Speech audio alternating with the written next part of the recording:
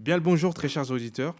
On se retrouve sur le plateau de Radio France avec une icône de la liberté d'expression, Monsieur Bourgeois, originaire du Luxembourg.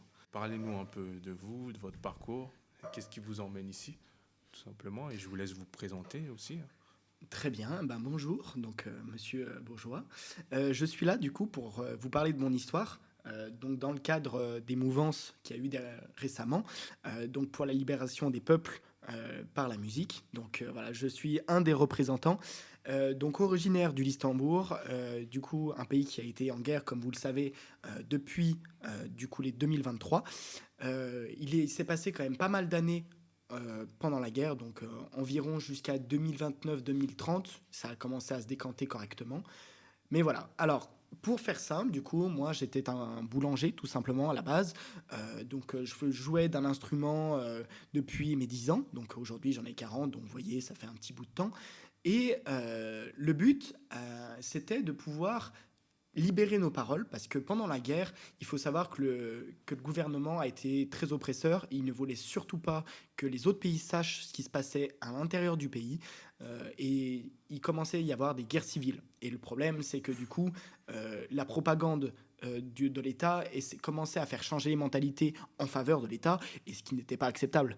Et tout ce qui était affiches, possiblement en messages envoyés à droite et à gauche, rien ne passait. Le gouvernement ne faisait que passer que, entre guillemets, les tubes du pays, parce que, mine de rien, avec le billboard et tout ça, il faut qu'il y ait une représentation de chaque pays en musique. D'où l'idée de faire passer nos messages par la musique, par message codé d'abord, et ensuite, nous avons pu élargir le message une fois les musiques qu'elles aient été intégrées dans les autres pays.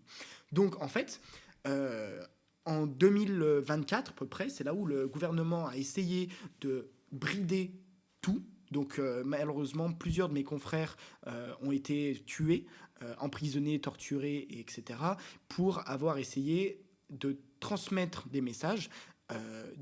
Tous n'étaient pas des musiciens, mais les musiciens étaient ciblés à cause justement de cette supercherie que le gouvernement a pu découvrir au fil des mois. Voilà, c'est un passé assez chargé, mine de rien. La répression de la musique a duré jusqu'en 2026, avec la culture qui a été du coup élargie, du moins la répression a été élargie jusqu'à la culture, et ça a contribué à l'aggravation des... Enfin, oui, ça a aggravé les conflits, quoi, internes directement dans le pays. Ouais, c'était très très compliqué. C'est vrai que souvent, c'est intéressant de voir comment un pays peut s'affirmer en termes de puissance au travers de la culture, de la musique, du sport et de tout cet environnement-là qui permet justement d'affirmer les puissances mondiales d'aujourd'hui. Et justement, ça a été très, je me suis perdu. Et justement, ça a été désolant de voir que dans le domaine de la musique, le pays a pris la décision de brider justement toute possibilité pour les artistes comme vous d'ailleurs. Et j'imagine aussi vos confrères qui sont malheureusement plus de ce monde aujourd'hui. C'est C'est ça. vrai que c'est cet aspect-là un peu de censure, de dictature aussi, on peut en parler. C'est clairement ça, Donc, oui, bien sûr, évidemment.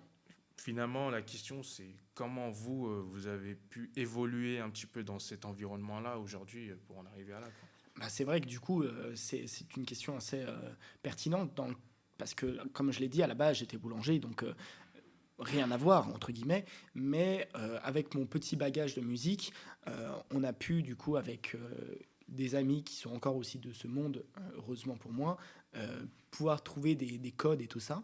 Et le fait que le pays laisse encore passer de la musique avant de l'interdire, parce que c'est vrai que dans le pays, ça a assez peu été relayé, mais parce que l'extérieur croyait encore que la culture, la musique était encore, mais c'était interdit à 100% de posséder, de créer, d'écouter de la musique au sein du pays, ce qui est hallucinant, connaissant l'histoire de la musique. Et en fait, on a pu créer de la musique pour pouvoir faire passer des messages, quand, je dirais de manière assez familière en soum soum, du coup, aux autres pays. Et quand le gouvernement s'en est rendu compte, comme j'ai dit tout à l'heure, c'est là où la répression a commencé. Mais du coup, ces morceaux avaient un message, et quand ils sont arrivés dans les autres pays, on a délivré le message de manière publique.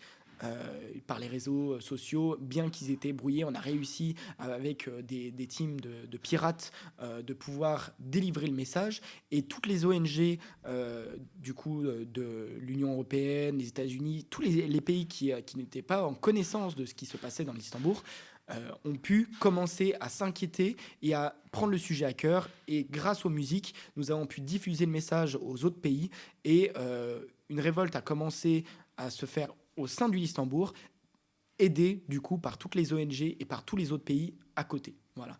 Donc ce qui est très très très bien, parce que du coup avec cette rébellion, les entreprises qui étaient de musique qui étaient en train de mourir à cause de la répression, parce que qui dit interdiction dit plus le droit d'exercer, ils ont pu créer de nouveaux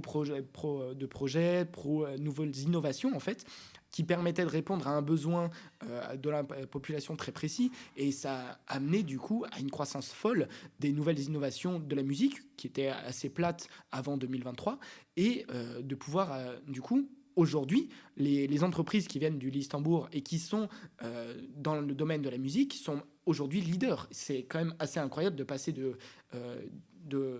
d'entreprises qui étaient complètement bridées, voire annihilées, à entreprises presque leader mondial. C'est fou.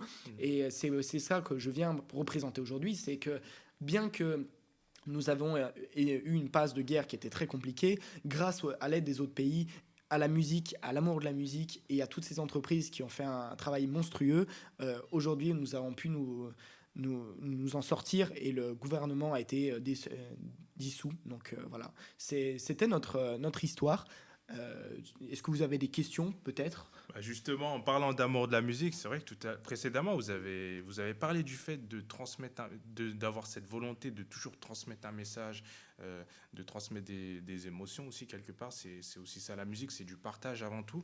Et bah, ma question, c'était de savoir, bah, est-ce que finalement, vous n'avez pas créé un style de musique à part entière, finalement, dans le sens où bah, vous avez forcément de votre environnement où vous avez grandi, des gens que vous avez côtoyés, bah, voilà, dans cet environnement un petit peu de guerre, finalement, bah, est-ce que vous n'avez pas réussi, ça n'a pas contribué finalement à créer un style de musique à part entière au niveau de la profondeur des textes, par exemple? Alors, personnellement, j'aime pas dire qu'on a créé un nouveau style, malgré que c'est vu comme ça par les autres pays, parce que justement, vous imaginez des auditeurs écouter un style de musique en particulier, et ce style, c'est le cri de douleur de personnes venant d'un pays en guerre. C'est bien que des textes existent comme ça, c'est pas un style à part entière. Ça fait un peu style. Bref, c'est pas très glorieux. Malgré que heureusement que ça a été créé, qu'on a réussi à diffuser ça, parce qu'on a pu s'en sortir grâce à ça. Mais c'est vrai que dire que c'est un style à part entière, c'est assez compliqué. Euh, D'ailleurs, c'est ce qui fait la force de ces musiques, c'est qu'elles étaient multistyles. On a eu du jazz, du métal, des trucs de fou complètement opposés, mais qui délivraient un message par derrière. Et c'est pour ça d'ailleurs que c'est arrivé aux oreilles des autres pays. C'est parce que les messages étaient camouflés dans tout style différent. Donc oui, on pourrait dire qu'il y a un style prédominant à cause du fait que ça soit un porteur de message, mais niveau musical, on peut pas dire que ça soit vraiment un style. Voilà. Et ce qui est paradoxal aujourd'hui, c'est que les médias, quand ils parlent de vous, bah, ils parlent d'artistes engagés, et ils parlent surtout bah, d'icônes de liberté d'expression, ce qui est totalement C'est paradoxal ça, du oui, fait que bah, c'est carrément l'inverse qui s'est produit initialement, et que vous avez vous êtes arrivé à renverser la donne en quelque sorte. c'est ça. Voilà, donc si jamais vous voulez suivre le mouvement, ou que vous voyez quelque chose de suspect, machin, on a, on a un site qui est fait pour. Donc Mm. venez voir, il y a des analystes qui sont là pour voir les musiques, pour voir les messages intégrés dans les musiques, qu'on a utilisés sur base de Shazam en collaboration, donc pouvoir déceler les messages principaux. Donc voilà.